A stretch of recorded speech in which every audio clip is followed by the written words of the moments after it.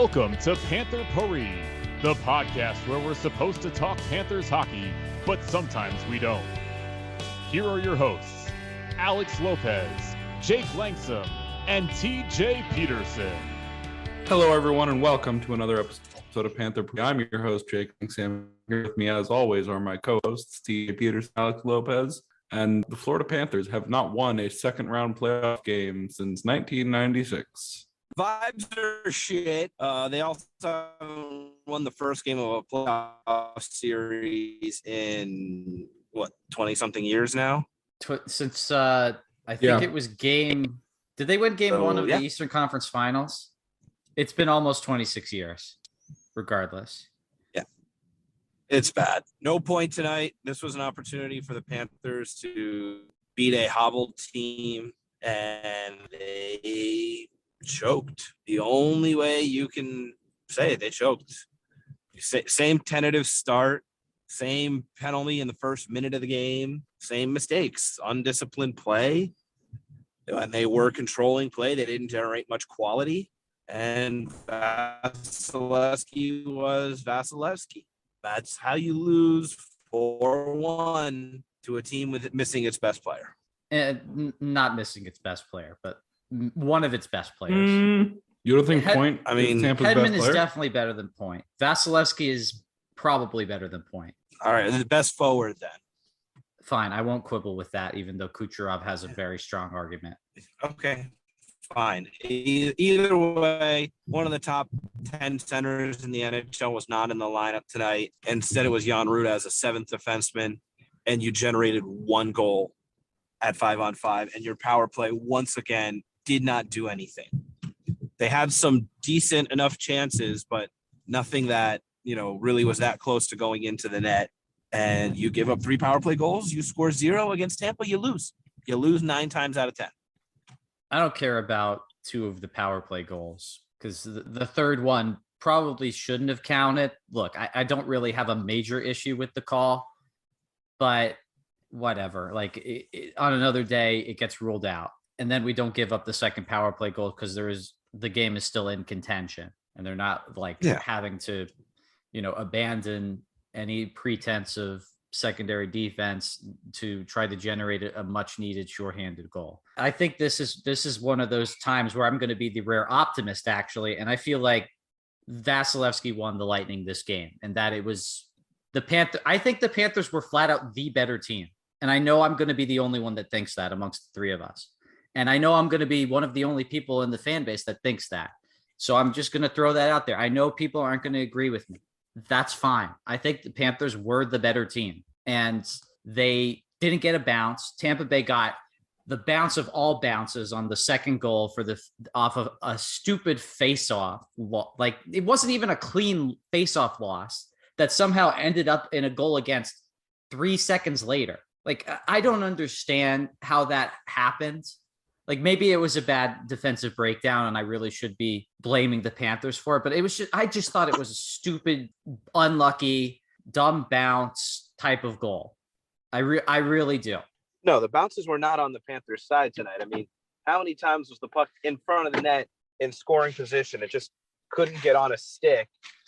I mean, you kind of knew the bounces were not going your way on this breakout, on this zone entry for the Lightning, where it was one of the aerial passes in the air, puck bounces and literally stops dead flat for Kucherov to pick up and gain the zone. And I was just like, yeah, when the puck is going to bounce like that in one way, like, good luck. I honestly don't really disagree with you, TJ. The Panthers were the much better team at 5-on-5 for a large part of that game. I don't think that the Lightning were even particularly good on the power play. I really think it just comes down to Ekblad got embarrassed.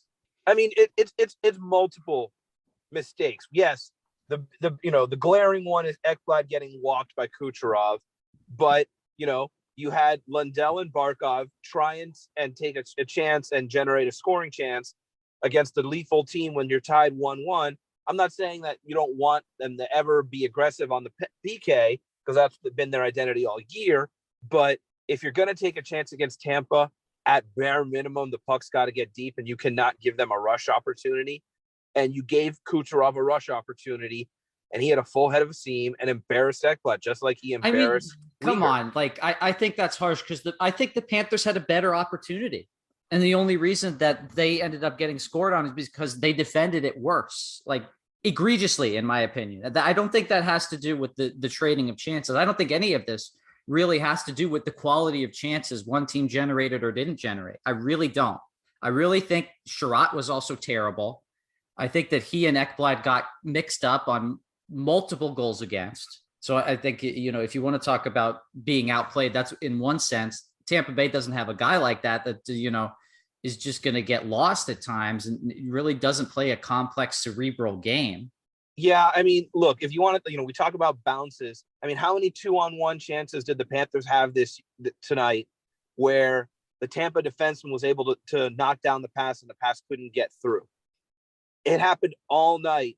And, Sherratt basically was a parking cone out there on the Kucherov pass to Corey Perry, where he literally gets the easiest goal of his life. Like, you got to do something. I mean, I get it, 2-on-1, it's a bad situation, but like to make zero impact on that play and let Perry have an easy tap in goal. Like, yeah, like where is he on the play if he's not in front of Perry? Like, I don't understand your positioning at all. Like I think isn't that where Ben Sherratt is supposed to be? Like, isn't that what we traded for Ben Sherratt to park his ass in the crease and get him to protect Bob? And I think 3 of the 4 goals against tonight, he had a great view of somebody tapping it into the net. Yeah.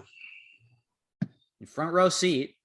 Look, he hasn't had a terrible playoffs by any means. Tonight was clearly his worst game. He can play better than that, but I really don't think it's anything to do with the quality of chances that were generated, like because of the way that the possession was going or because of the way the systems were being used. I really don't think it has anything to do with that. Yeah, I don't disagree. I think, a couple of bounces their way and it's a completely different hockey game. And I'm not saying like, one goal off the board for them, 1 goal off the board, but just like, I kind of feel the same way I did after the game 1 against the Capitals, where it was like, just something a little bit more Christmas, a little bit more something. And we're not talking about a 4-1L. I mean, I know it's a 4-1L, but the reality is that was a 2-1 hockey game where you get a power play late and it's a dubious call, in my opinion. And then they score on that one to make it 3-1. And because, it's a fit, honestly, even if it was a 10% chance, you got to challenge because down 3-1 with 4 minutes left, like. And I think that they had a real good shot to win that. I'm not going to say they should have. I feel like on another day they easily could have. It's a 50-50 in my opinion. Look, neutral talking heads disagreed with the final call. So I'm not going to, start shouting about ref conspiracies or whatever, but it's just like, it's one of those 50-50 calls that didn't go your way. And if we're really going to have more of a gripe, it's how are the Panthers on a PK in that situation anyway? I don't understand calling a guy for roughing who's trying to get to the puck. Like, Killorn basically just threw his body in front of Forsling and got a call.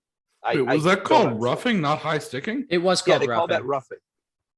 Oh, that's dumb. I didn't realize that. I thought they called a high stick and I kind of let it go because Forsling like moved his stick in a way that it made contact with Killorn's face. They called that roughing?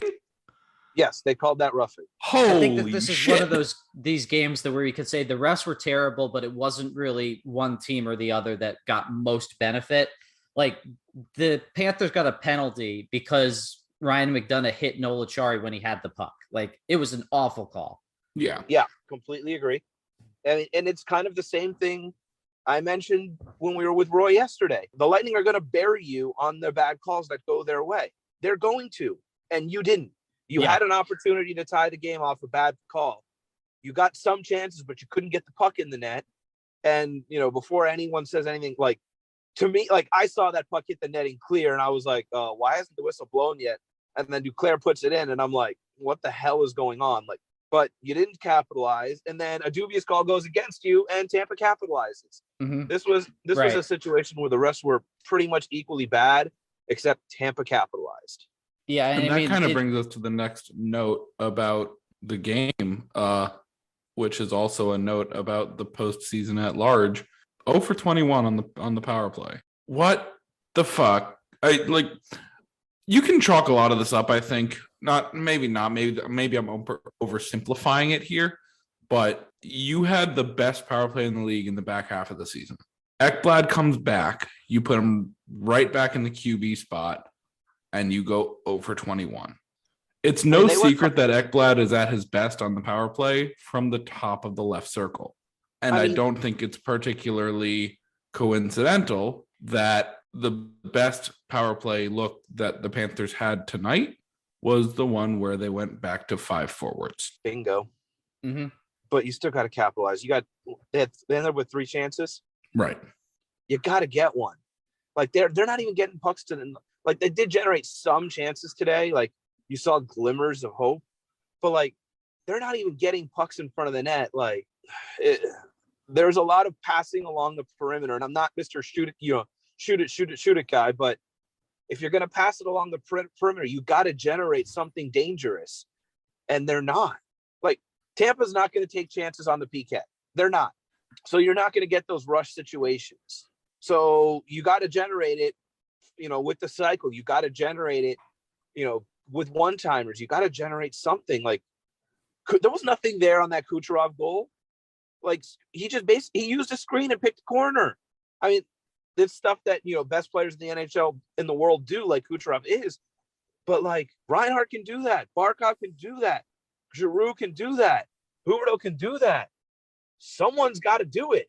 Yeah, that's pretty much it. Like, and that's been the story of the power play this whole time, in my opinion. Nobody's come up with that killer pass like we've seen Huberdeau do it 5-on-5. Nobody's come up with that, top corner shot. It's happened a few times the regular season. I mean, Kucherov did it tonight in the playoffs. That's really all it is, in my opinion. I mean, once they went to the 5-forward power play, because I thought before it was an issue with Ekblad. He's just never really succeeded as a power play quarterback. Never. I think that we should start asking if Barkov is even good enough in that spot, because I feel like he just does not move the puck quickly enough. I think we need to try Forsling there. I tweeted about this. I think you put Reinhart in front of the net, Ekblad on top of the left circle, Barkov in the middle, Huberdeau on top of the right circle, and Forsling at the point. I would put Giroux there. Or Giroux. What do you think, Alex? Do you trust Giroux to back check quickly enough against a shorthanded chance? I guess that it comes to like what the game state is. Then again, you don't really trust Ekblad to back check if the game state is I'm down by a goal and it's past the halfway point of the second period, I'm not really going to care so much about the potential shorthanded opportunity. I just it's just not quick enough. I see other teams' power plays. They move the puck along that triangle of the 2 half walls and the quarterback way faster than the Panthers do. They take 2 seconds every time they receive a pass to make sure that they, get it on their stick and get it in the position that they wanted to get it in. And then they throw it over to the other guy. And, the defense can move very slowly and still be in position. It's not difficult at all. Yeah, no, the Panthers are making it easy on opponents. And you're exactly right. And that's what happens when your passes aren't crisp. Your passes aren't tape to tape. Passes are 6 inches off target. So you can't move it around quick. And you allow the defense to, move slowly and still stay in position. In terms of what's set up, I would stick with the 5-man power play. It was dominant to finish the season, both against good teams and bad. I would just go back to that full time. Like the only time you should have a defenseman on the power play, on the first power play, is if you're up a goal late in the game and you just want to make sure you're not giving up a chance against. Like that's the only time Ekblad should be out there right now. Or I guess if you want to put him on as quarterbacking the second power play. Yeah. No, don't use him as a quarterback. You put him on top of the left circle. Let him shoot. That's fine. That's fine too. I'm just saying, like the number one power play should be 5 forwards. That's it. Yeah. Or I mean, this is more of a thing for next season than like how to fix it right now. But trade or sign a legitimate power play quarterback. Keith Yandel's and free do agent. a 3-2 with Ekblad shooting from the top of the left circle and have someone similar to Keith Yandel on the power play specifically, not someone similar to Keith Yandel 5-on-5, but I don't know if obviously joking about Keith Yandel. Yeah, when once the Panthers power play wakes the fuck up, like once they figure that out, it's cats and 4 the rest of the way. Like It just is. Hold on, we've had 21 power play chances, and the power play finished at like 24% for the season. Something like that. I don't feel like thinking that hard. That's an extra 5 goals that the Panthers have been missing out on throughout the course of the series. Think how different the game tonight is if you score on that McDonald penalty. Like Forsling's not pinching in that situation and getting a bad call against him. Like Forsling's leaving that puck because they don't need the possession. It's 2-2. You don't need the possession. Like you're not beating Tampa without your power play. And you need to score goals like the one they did at 5-on-5. Like they changed the angle that the goalie was seeing the puck at so quickly that Vasi had no chance. Yeah. He has to starfish to even like have a remote possibility of getting some contact on the puck, which he did, but that wasn't enough to keep it out because it went from side to side. I really dislike the way that people are talking about, oh, they're not shooting enough. It's like, it's fucking Vasilevsky. If you take pot shots at him from the blue line with no screen, he's going to save them. Like, that's such a stupid game plan. Like, I'm sorry, I'm punching down probably, but like, that just doesn't seem like it's worth it to me. If you want to take pot shots, at least you got to have traffic in front. And we saw them do that with zero success. I didn't feel like they got any decent rebounds. I didn't feel like they had a deflection that hit the post or went just wide, or Vasi made a great save at any point. I felt like they had no joy doing that. The only real opportunities they generated were from skating kind of around the periphery and then passing it in front. Yeah, no, they got nothing generated in terms of secondary shots. Like they would get chances, but it was one and done. So what are you gonna, like? Tampa Bay scores the game-winning goal in the second period on a second chance because Ben Sherratt loses his man, or Aaron Ekblad loses his man. I'm not positive, but there was definitely a mix-up because they were covering the same guy and Belmar was open. The Panthers played really good hockey for basically a period and 2/3, and then they fell apart on the power play, on the PK, gave up the world's easiest power play goal, and then they finished out the period all right, gave up a goal 3 minutes into the second, and then we're basically stagnant until about 7 minutes left in the game when they got that power play and generated some quality.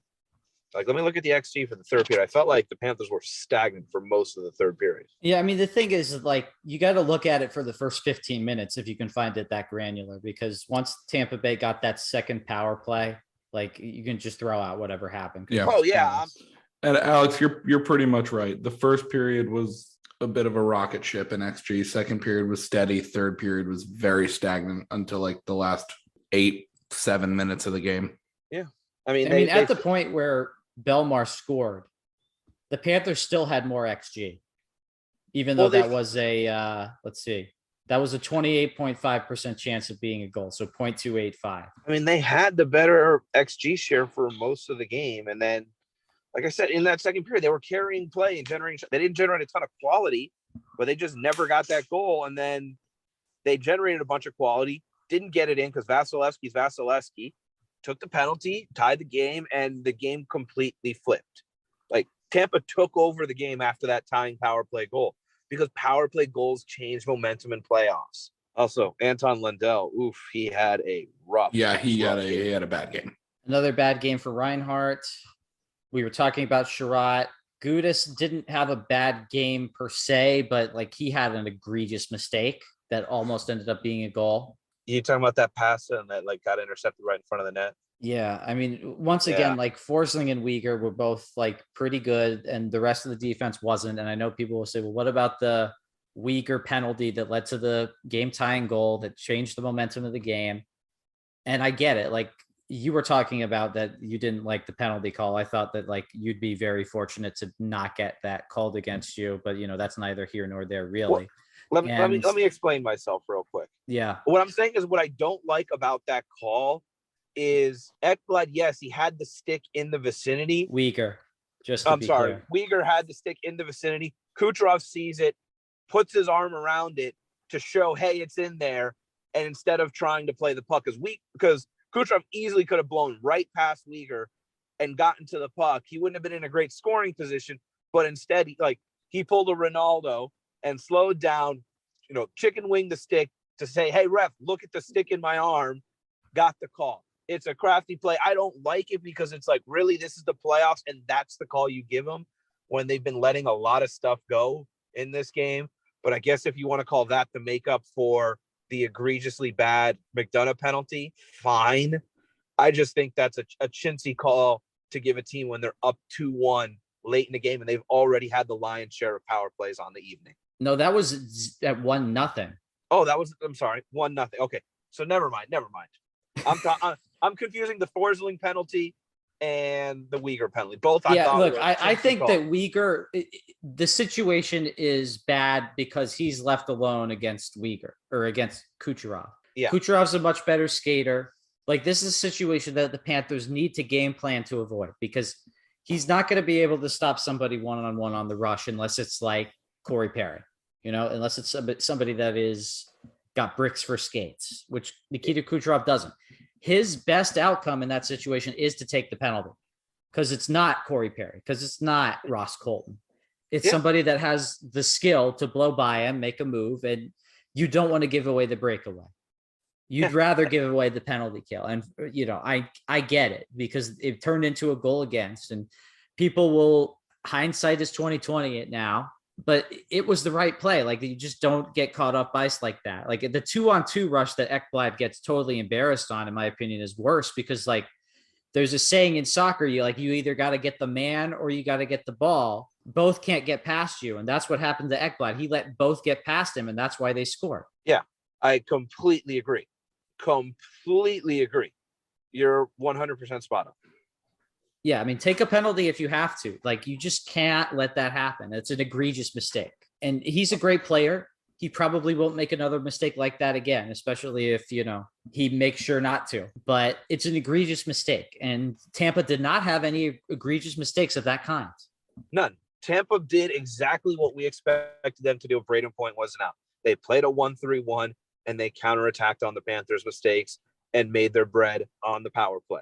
Mm-hmm. That we knew, everyone knew that coming in, and the Panthers played right into their hands anyway. Well, I mean, I don't know if I agree with that just because, like, that was the first time they really looked like they might give something up in the whole game. And it was more than halfway over. Yeah, but what I'm saying is when you had all that possession, you didn't get the goal. Like, you didn't that was what I said. Like, at 1-0, we knew that the Lightning hadn't generated anything. And I said, the insurance goal is going to be huge because Tampa's going to have a push. Like, this isn't going to be their best. Exactly.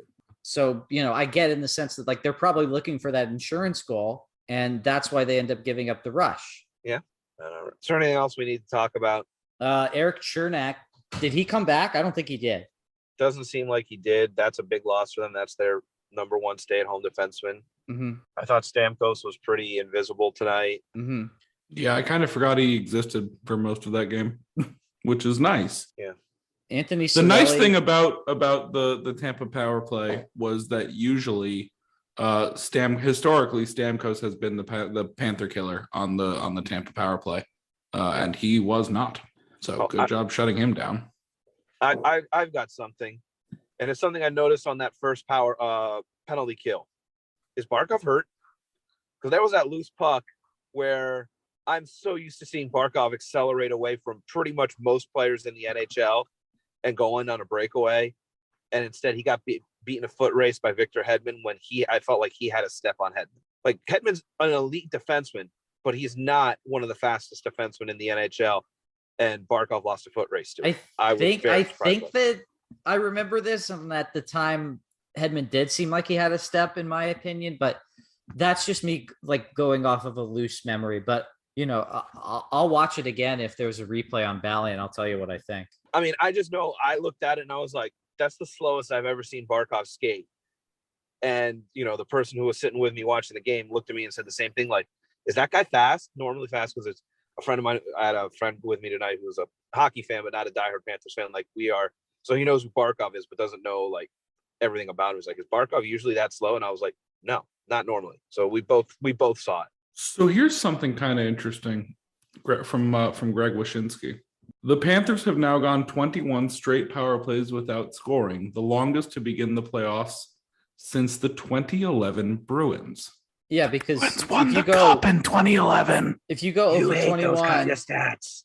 I do, but there are some fascinating ones. That happens to be a fascinating one. If you go over 21 on a power play, you probably lose in the first round, so you don't get more power plays to go over on. By the way, Barkov was 85% expected goals in 5-on-5. Uyghur was 75%. Verhaeghe was great, I thought, again. Unlucky to not get a goal contribution. He looked great. And he was also really good in the expected goals, 80%. Giroux, I thought, had a solid game as well. Unlucky not to score. I mean, and this is where the elephant in the room comes in. Vasi stole the game. He was amazing. But that's to be expected. I mean, maybe Jacob, you disagree. I agree with you, TJ. I think the Panthers were very unlucky tonight. I don't think they played well enough to win, but I thought they were unlucky. Again, like too many mistakes you get one power play goal out of your three chances, and this is a wildly different story. And also, it's a team game, so like it's not really fair to compartmentalize it like this. But like, there's 18 other guys out there that Ekblad let down because he got so egregiously beat on a game-changing play. It's a fundamentally seismic play in terms of the game flow. And it happened because of one seismic mistake. And it's not to bully Ekblad and to say, like, he's a liability. This is going to happen all the time. Players get beat.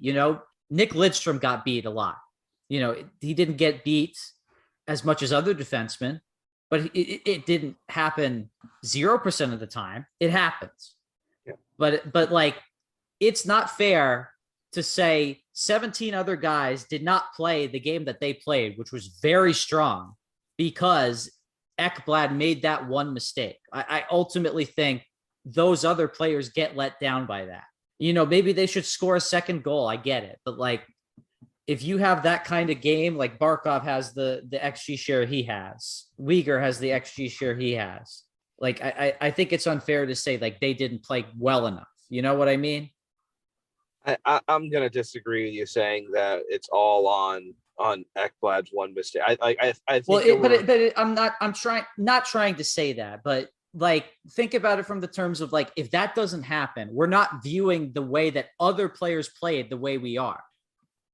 Right, but like I said earlier, if Lundell and Barkov don't get caught high, if Sherratt is more than a pylon, the Ekblad catastrophic error is nowhere near as glaring. Like, literally all four people failed on that play. Okay, yeah, Ekblad I think that's fair. Had the most catastrophic one and had the most glaring one because Kucherov just embarrassed him. But like, everyone failed on that play, and even Bob, you got to know the pass is coming there, and how are you so flat-footed? And that's not saying I'm blaming him, but it's just like, it's just not one person did their job on that PK. And that's how you give up one of the easiest power play goals you'll ever see, because everybody failed. It's not just Ekblad. Ekblad had the biggest one. It's the most noticeable, and it's the one that really can't happen. But that was a failure by all five Florida Panthers on the ice. Mm-hmm. And it sort of defeats like the point that I want to make. It, I can't really do it in good conscience. Like, people will criticize me if I say this, but like, I generally thought the penalty kill looked better than I thought it would. Like, on the first two penalty kills, didn't make a single mistake. They generated nothing. But you went for a scoring chance, didn't get it, gave up an odd man rush, and one of the best teams in the world capitalized on it. But yeah, the first two power plays, they generated nothing. Absolutely nothing. Panthers were getting clears. They actually generated some chances and didn't get beat back up the ice. Like, I was like, all right, yeah, they took a penalty. Uyghur did what he needed to do. I'm like I said, I wasn't thrilled about the call, but like, I wasn't too worried about it. And then it's like, all right, we took a chance, and then it's like, fuck. And like, I kind of just knew there, like, that was the mistake they could not make. And that's the mistake Tampa never makes in the playoffs. Tampa doesn't make those mistakes in the playoffs. They don't give you goals, and you gave them a goal. Yep. I mean, I don't know what else to say, because like, it felt like they did enough to score more than one goal. I know that you kind of criticized the way that they were attacking later in the game, but I feel like they should have had more than one goal by then even. Yeah. You're playing Andrei Vasilevsky, the second best goalie in the world. Igor. Igor. Yeah. In my head, I was like Igor, Fleury, or Gibson. But like No, in terms Gibson's- of like it's them, it's 1-2 them, and they're in a category of their own. There's a very substantial gap between them and the third best goalie in the NHL. So Right now is probably Fleury. Jake Right, but- Ottinger. Either way, you're not. Yeah, we don't need to get gonna, caught up in the semantics of who number 3 is. That's not the point. Vasilevsky's not going to give you like. You're lucky if Vasilevsky gives you one game in this series out of 7. Like he's just not Vasi 1 game out of 7. You're lucky if that happens. And he was his typical self tonight. Like that's just, again, I just don't see the Panthers winning this. Scoring more than their XG share more than 1 or 2 times in this series. Well, they had more than 3 XG today. So we have to say that Vasi played even better than we would have expected. I would also have to say that there is something fortunate in what you just said, Alex. If we get one game where Vasi isn't Vasi, awesome. Because we'll also get one game against Brian Elliott. There's 2. No, he's going to play back-to-back. Yeah, You think so? don't- Absolutely. In the playoffs? Absolutely. Absolutely. You are no shot. We see Brian Elliott on Sunday. None. With Oh, as they're good of fine. a regular season as he had? You don't think that they give him a shot? None. 0.0. 0.0. I agree totally. They rode. Okay. They rode Vasilevsky into the. They've been riding Vasilevsky into the ground for the last 5 years. Yeah. In the That's true. playoffs, they're going to give away a start. No shot. We just got to hope that 2 days of rest is like Catches up what to made them. him good in this game. Because that's big. Yeah. Well, he's going to get 2 days before Saturday's game. Yeah. Well, 1.5 or 1 3/4. But yeah. Alright. That's being pedantic. Let's land the plane. Anybody else have anything to say? Yeah, I do. Let's go. I think a positive place that we can end here is game 1 against Washington. We also scored on 0 of our power plays and lost that game. The series ended up going okay for us. Yeah, blew the lead and Mm-hmm. ended up giving 4 goals. Mm-hmm. And I thought they played worse in that game. I thought this was a They better sure did. performance. So I Which think is we'll see a almost better worrying in the sense that like they outplayed the Lightning for most of this game, and this is how it ended up. Shit happens. shooting percentage will increase. That's all. Yeah, I'll but say. I mean, it looked a lot like Shooting percentage will increase. all right. Panthers in 5. Winning on home ice next Wednesday. I Okay. don't think that's gonna happen. It's not. I still Let's think go. Panthers in 7. Let's go watch the Heat game. Rate us 5 stars on Heat Team Store. Let's do it.